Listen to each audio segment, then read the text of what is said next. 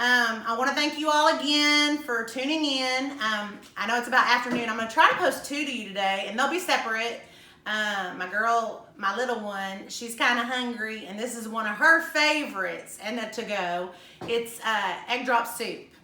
And so I'm going to be making it. It's pretty dadgum good, I tell you. And I got the recipe from my dad, and I believe he got it from my uncle. So shout out to Dad. Shout out to Uncle David for giving this and bringing this one into our home.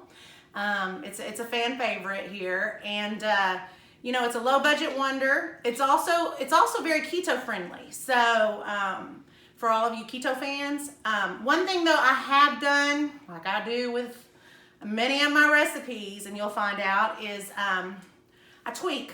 I do a little bit of tweaking, and so we love spices. I mean, you may not, but that's up to you. Like I stated earlier on in other videos, it's an option, but I love spices. My family loves spices. So let's get cooking. So again, it's egg drop soup. My motto on eggs is about an egg a person. So when you're making this, think of that. And then I'll do about 4 cups of a broth or stock. You all may know stock is richer. So, you know, that's preferable on this. I mean, it's up to you. I only had broth because that's what the market had. Unfortunately, we're all going through this probably with certain things, soups, etc. But yeah, so the broth, give you a good quality broth. So then we'll just start going through the seasonings. I add about a 1/4 teaspoon of garlic powder, a 1/2 teaspoon of ginger. This gives it that good what is that taste? About a 1/2 teaspoon of the ground turmeric. This provides a coloring, so it gives it a yellow. And I've experimented with this, and so you can't even honestly taste that it's in there. So it gives you more of a good coloring. Cornstarch is always optional. I had a recipe I found too, and so I was looking at that one along with what I do. And so if you want a thicker consistency soup, then that's that thickness is the cornstarch. So about 2 tablespoons, and you'll separate that. And I'll show you how to do that. I may not do that to this, so that's why I put it as an option. And then you're gonna need about, I'd say a teaspoon of sesame oil, and that's another option, because some people aren't big on a sesame oil or even know what it is. So you don't have to have these things at all. You do not, even this. This right here, any kind of a rice noodle, this is an extra that I've started adding because my kids, and what child doesn't like a noodle? And so rice noodle, granted, may not be keto. So yeah, that's an option. Scallions, they're basically for your toppings, along with a condiment, of course, soy sauce. And that's to your liking, along with the pepper and salt. So, you know, do it to your taste bud. All right, so the one trick here is, a lot of my friends want this recipe. Even my dad's friends and family have, you know, wanted this, and mine, and they're having issues with trying to get that egg right. So if you'll just watch, I'll make, you know, you'll be able to see this is so easy. And you pretty much have a lot of this stuff at home, like broths. Maybe you don't have these things. Now this right here is another condiment, but my family absolutely loves it. And it's just this chili garlic sauce that's amazing. It's amazing on anything, eggs and everything else. It gives this stuff a heat factor. So I add about a tablespoon, but you, like I said, you do you. You judge and choose how much you want, because we like heat. Along with the garlic, you know, I say it's great for the heart. Another thing I told y'all, I think the other day in a video, and I'll just repeat real quick, you know, there's minced garlic and chopped garlic that you can buy, and you can do yourself. But there's also garlic powders, garlic salts. Garlic powder to me is just best in this because, you know, you could taste the bits of the garlic in this, and it just wouldn't be good. So let's go on and get cooking. All right, so we're gonna get started. We're gonna turn on our heat. We're gonna get kind of like a medium-high heat consistency. High, I don't know how, you know, my oven, it tends to want to go higher because I have, like I told you all, a few settings more so on here. And so I try to go high at least at first. Then I'm gonna go to like a medium high, and I'll tell you when I get to that. But another thing, going back to the broth of the stocks, the recipe calls for 4 cups. So, you know, this is about 4 cups right here of broth. And with a family of 5, I double it. Why? Because my kids go back for seconds. And who doesn't? I mean, it's great stuff. And so what I do is I'll add 2. So if you can't find 2, do a family size. I do 1 family size, or I even do 2 of these. I prefer the family sizes. They didn't have the family sizes at my market, given what we have going on right now with the quarantine. So 4 will be sufficient. So what we're gonna do is we're just gonna go on and we're gonna just pour this broth, see how hot that pan got, into a saucepan. Whatever saucepan you have. If you have a 7-quart, that's fine.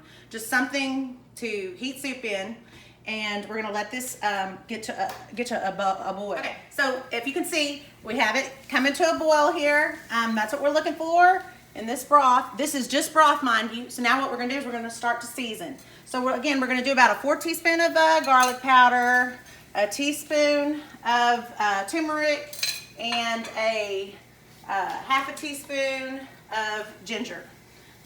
You be the judge.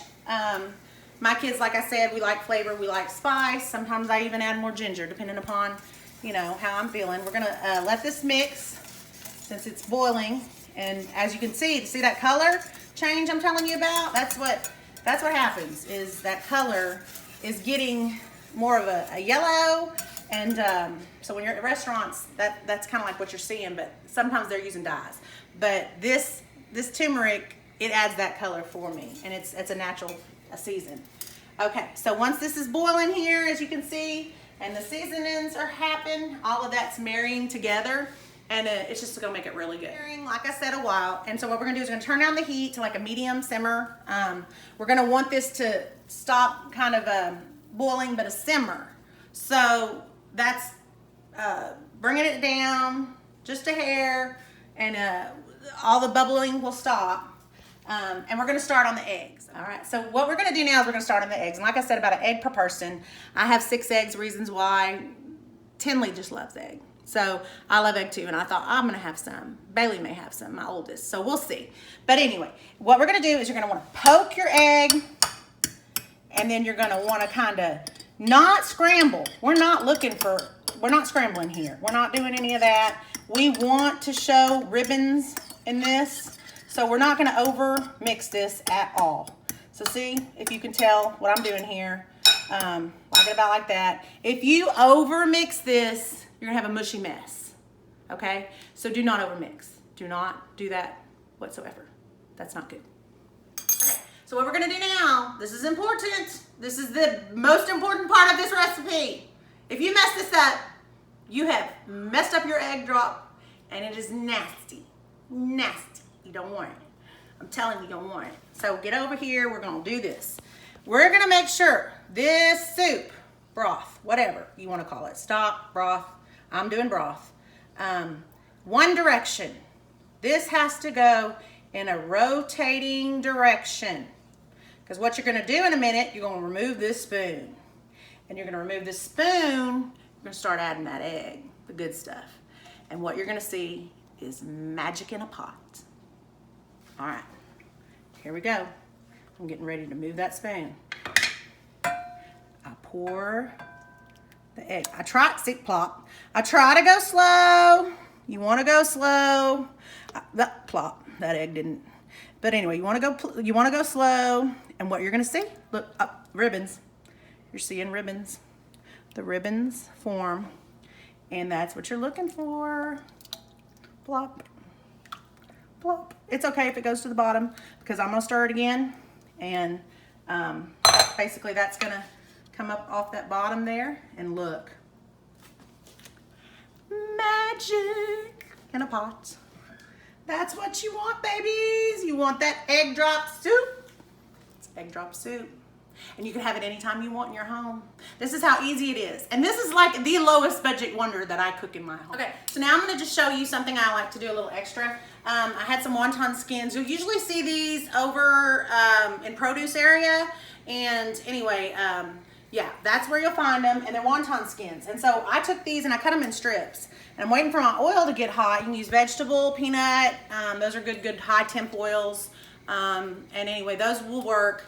and you want to kind of like, I do a quarter of the way. I don't want to use a lot of oil on this, so but I'm just going to kind of show you what I do for a topping or a side with this soup, because this is a good lunch meal, whatever. I mean, my little one would eat it for breakfast, honestly. So yeah, it's a good one. And another thing, when you saw the eggs and plop, just make sure, again, I cannot tell you this enough, do not overmix those eggs, because you overmix them and it just, it's not good. All right, so we're gonna add this. This is something I like to do. Make sure your oil gets very hot, like I said, vegetable or peanut. And so what we're gonna do is we're gonna just like run these strips through here. And you wanna make sure, you turn them, flip them, bend them, they're pliable. This is your fried wonton sticks. And so you're gonna add these as a topping. That's up to you, again, if you want. My kiddos love them, my family loves them. You're looking for a golden, so you're gonna wanna make sure you kind of get them like say that, about golden. And then you're gonna pull them off. Try not to burn, sometimes they're good, a little crispy. But yeah, so I'm gonna do these and I'm gonna drain them, and yeah, wonton strips, just a fun. I hope you enjoyed that egg drop soup.